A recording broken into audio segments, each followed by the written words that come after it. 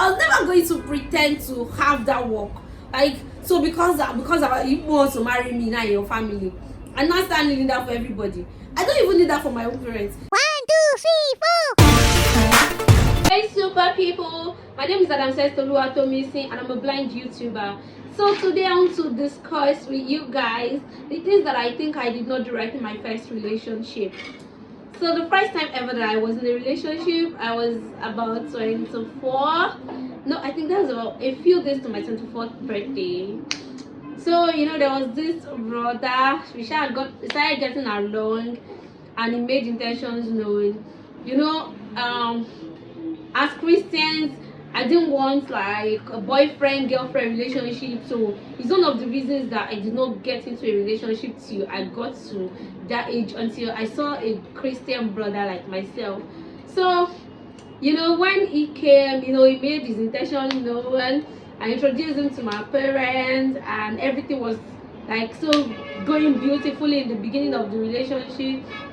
And so the first major challenge and the first thing that I think I did wrong was when he told me that he wanted like us to get into like a relationship, wanted us to cut and get married.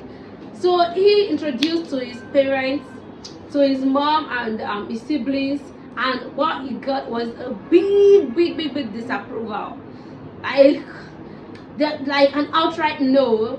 So he assured me that I shouldn't worry, that his mom was going to come around, that she wasn't like she wasn't exposed to that kind of situation. She had not seen someone with a physical challenge before, so how the first time she will now come in contact to be her own child bringing a blind woman home for marriage was something she was never going to approve. So I should have quitted. So that's my first mistake, because I should have quitted instead of waiting for miracle to happen. Like we waited for 3 whole years, and guess what? After 3 years, she did not still come around. So whenever he gave me the phone to talk to her, she would just I was like, good morning, ma. I was like, mommy and call. Àwọn daddy náà ńkọ́, ẹ pẹ̀lẹ́ o. Like she used to tell me ẹ pẹ̀lẹ́ o. Like she didn't like me, sha. So on several occasions I've heard her argue with like both of them will be arguing about me. Even his siblings, they'll be like, listen to what mom is telling you, you will not understand that that he was being sentimental, he didn't understand their mom's point of view. So me, I was shy, I was enduring, and I didn't communicate with my parents that this is what I was going through, that the mom was not accepting me. And so I wasn't cool with that situation at all. And the second thing that I did like wrong, that I think I didn't do well, was the way I communicated my my grievances. The way I communicated like my disagreement, the way things I was not going to agree with, the way I communicated it, I'll just be like, no, you cannot tell me that, you cannot. How will your mom be rejecting me, my family? I enjoy so much love. My parents love me, my siblings love me, everybody loves me. So I've never been in a situation whereby someone will be discriminating against me outrightly. So I'll be like, your mom doesn't like me. So there was a time that you want to give me phone to talk to her, and I just like, I'm not talking to her. I don't feel accepted. I feel discriminated against. So how would I want to be having communication? I cannot pretend. And that's one thing that is about me. I cannot pretend. If you don't like me, and if I don't like you, you will know. If you don't like me, there's no point for me to start pretending around you. So we are Africans, and honestly, as humans, sometimes in Africa we are expected to pretend, even when the situation is not, even when you're not cool with the situation, you're expected to pretend. So the way I communicated, and he is an old school, I am not, obviously. And there was a time that he was telling me, my church, we do not wear earrings, wear hair extensions, you don't wear wig, don't wear trousers. Boy, you found me wearing those things, and I was comfortable in them. So how I was not going to get to like this stage of my life, and you just come and tell me things to wear, things not to wear. I was not going to ever agree with that.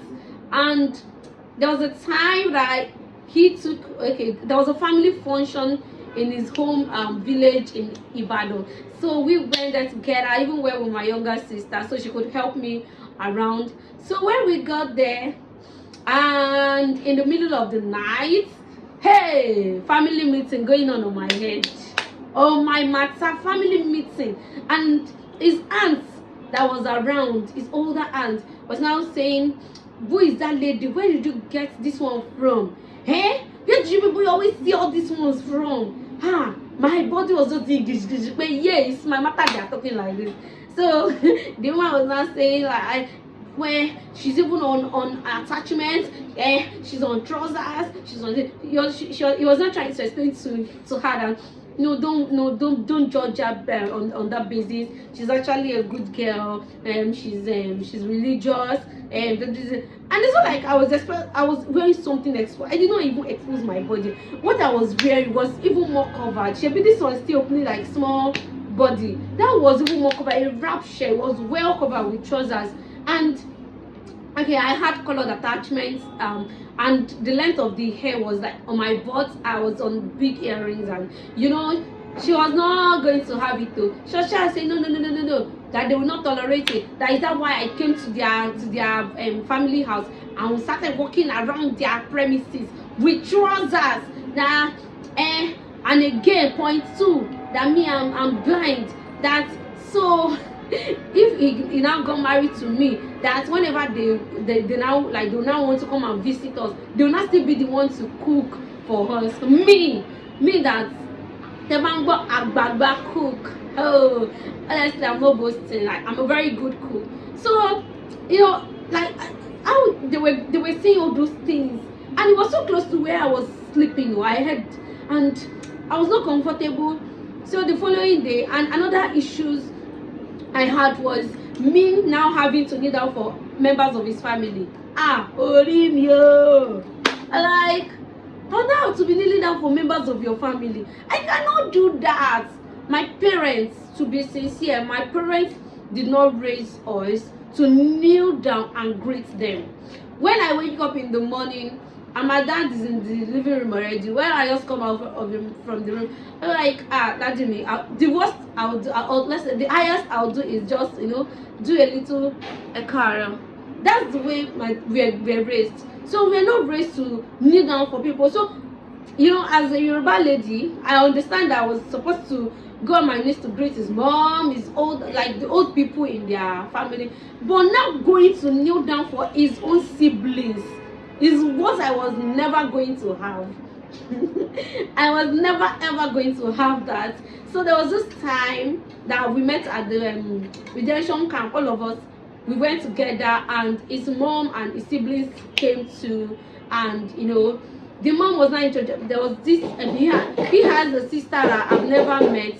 It was my first time of like coming in contact with her. So the mom was now telling me that the mom introduced me to the sister, a younger sister to my ex. So I greeted her, I said, good morning, how are you doing? And I stretched my hand for a handshake. Please, she won't shake Juni. And the mom was like, Esther, this is your in-law, you should greet her properly. I was like, I was never going to go on my knees. Why? This is someone 3 years, 5 years older than me. So why we should so like I was never going to pretend to have that work. Like, so because you want to marry me now in your family, I'm not standing that for everybody. I don't even need that for my own parents. So I'm not standing that for everybody. I'll not do it though. So I noticed they're not so cool with it. So Asha has repeated the good morning, but no, I did not go on my knees, and I did not pull mama. I don't know. And another thing that I did was they introduced a 7-year-old to me, and I called him by his name.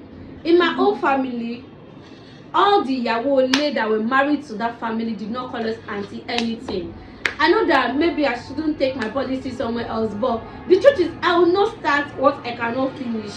If you are not my mates, okay, if ordinarily I will not see you somewhere and call you auntie, I will not now come and start calling you auntie, all because you are an in-law. I don't think I want to do that. in my own family we do not do that. I know it's not same with every family, but in my family, Yawoles do not kneel down to greet anybody. Yawoles do not call anyone auntie. So like I wasn't used to it. I wasn't like going to have it. And you know, when I communicated with my ex, I told him that I'm not cool with all this kneeling down, that I'll not go kneeling down for everybody. And it was like, just try to tolerate. It's just like, no. Don't tell me that. I'm not going to pretend. Why would you be telling me to tolerate such? You know, the way I communicated was outrightly like, I'm like, I rebelled against it with my full chest. With my full chest. So, you know, maybe I should have communicated better. Maybe. So the third issue was our dreams didn't align.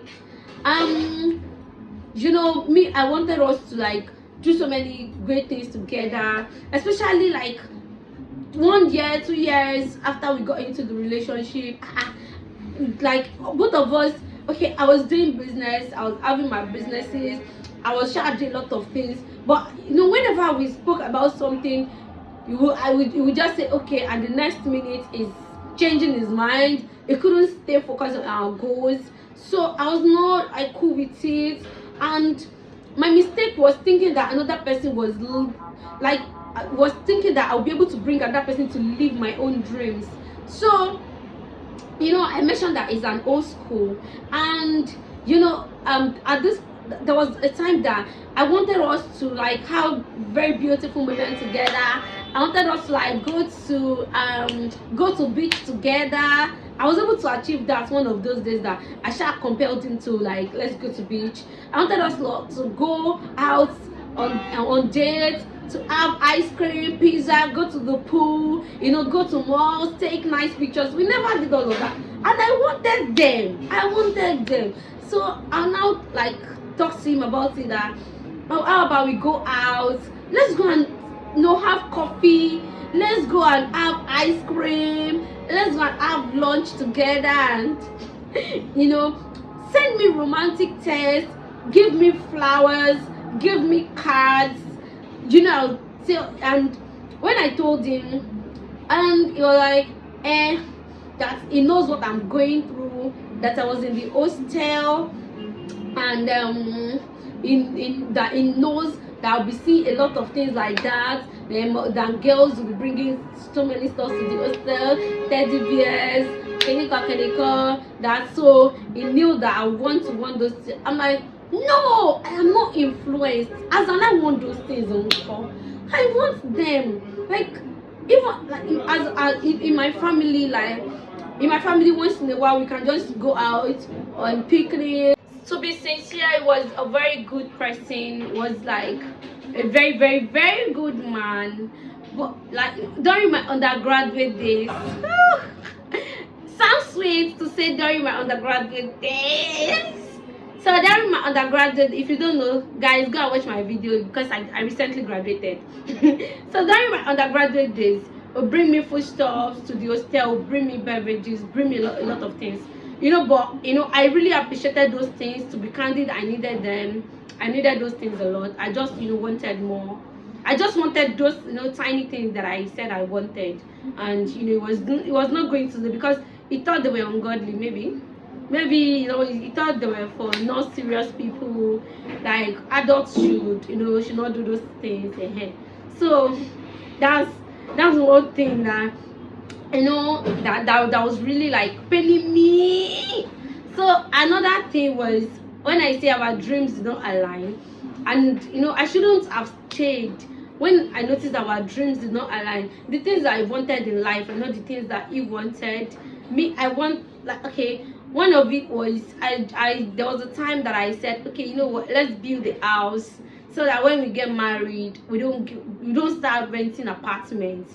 Because me as a person, I know what I've seen, I know my experience growing up, how landlords were disturbing my daddy for house rent. So I didn't want all of that to happen in my own marriage. At least if we're going to have like small issues, house rent, accommodation should not be one of it.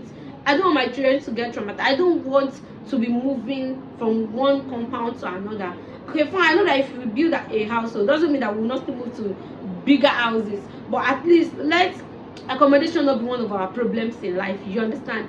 And sincerely, it's not like we couldn't afford it. Yes, we might not be, we didn't have like as much money to like build a whole house, but God was blessing us a little. We could at least start something ahead, because we had like a piece of land to maybe construct something on. Then it started to seem like too ambitious. Like I was becoming too ambitious. Like I wanted too many big things. Like my mouth is too big, but my chest is my mouth is enemy to fed you. And here I wanted too many big things. Like when I went to his apartment, you know, when I got there, it was so when I got there, I shall put a center rug in the middle of the room, remove this television from the floor, place it on the table, you know, Sha made the room look a little modern. But for him, he felt that maybe I just wanted too much, like I was doing too much, and that's what I want. So probably it was just comfortable in his own state. It's just someone that is very comfortable in his own state, you understand? And that's not bad. If I say just that, that's not me as a person. No, that's not me. This time that he made a statement that he knew that I was going to dump him if I find my way through life. Like he said he knew. I was like, no, I'm not going to dump you. I cannot do that. You're with me all through my my downtime. He was there for me, he did a lot of things for me. So and in my mind, I know that I'm a good person. I would not want to disappoint someone who was there with me through thick and thin. So but right now I am saying it sincerely. If the relationship had lasted to this moment, it is now that I would have broken up. Honestly, would have broken up, because I know more than I used to know. I am older now. I am not so stupid anymore. So I know what I want now.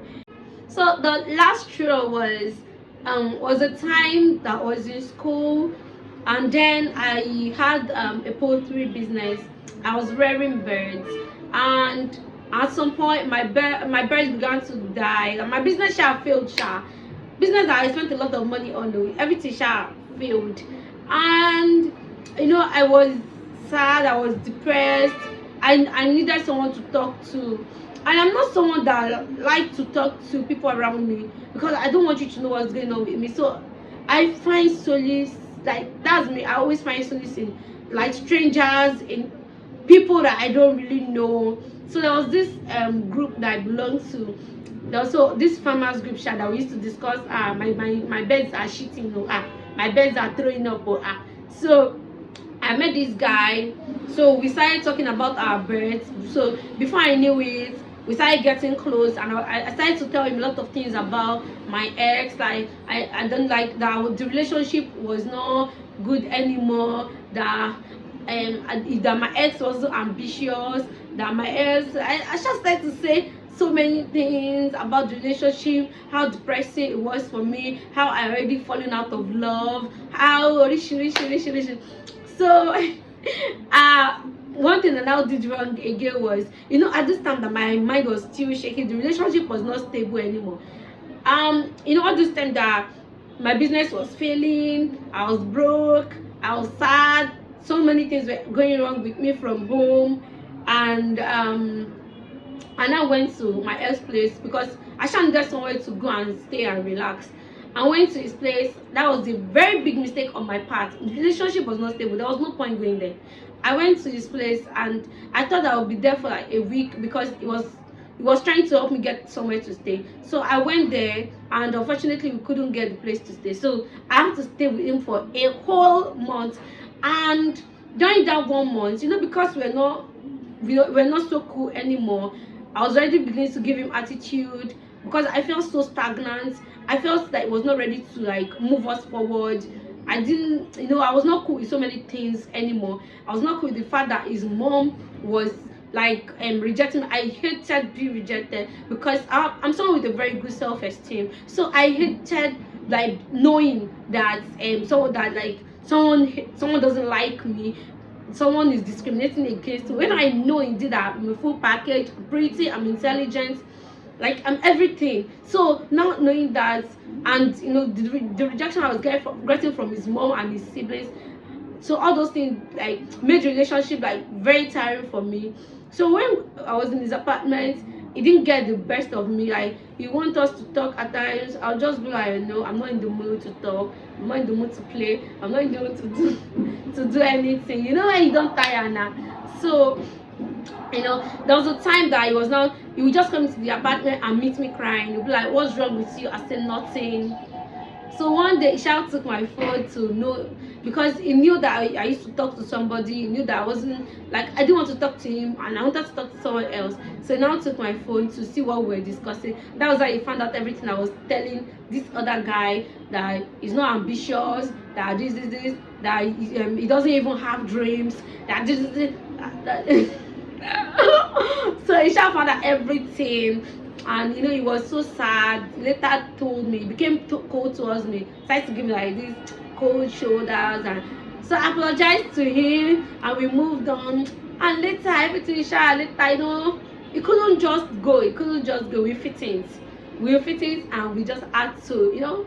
So guys, thank you for watching this episode of sharing my story with Esther. So kindly click on the notification bell so that whenever I upload a video, you'll be one of the first to see. Please guys, like and share my video. Thank you. I love you. Bye.